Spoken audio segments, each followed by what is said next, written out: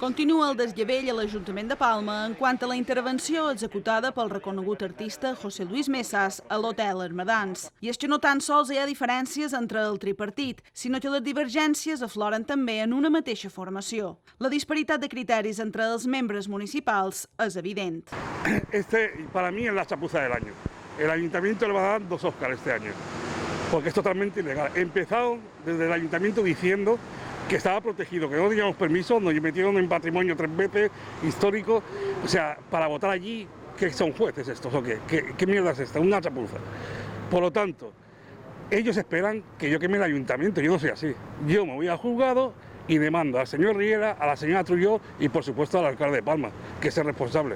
El propietari de l'hotel assegura que les obres van començar amb el vistiplau dels tècnics de l'Ajuntament, recordant que l'edifici no està catalogado. Pero al principio parece que el ayuntamiento entendía que sí, que estaba protegido.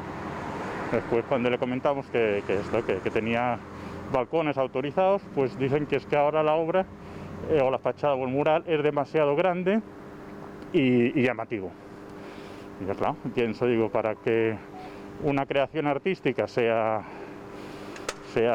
un referente en la ciudad de Palma, pues tiene que ser un edificio importante y que llame la atención, que no pase desapercibido.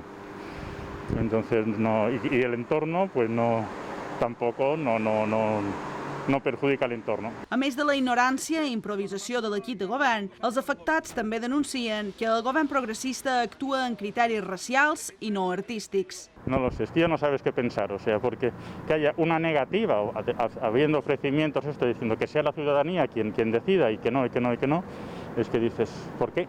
¿Por qué se oponen tanto a que no?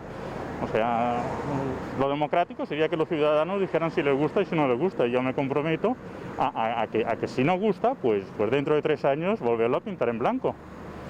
Pero que dejen que opine la ciudadanía. Yo estoy súper contento por Mallorca, que van a aprobar una nueva ley, ¿vale? Que se podrá pintar las fachadas, pero no incluye esta fachada. ¿Por qué? Porque soy gitano. ¿Qué tontería? ¿Dónde estamos? Es que es un desastre esto. El propietari lamenta profundament que Cort no permeti iniciatives com la seva.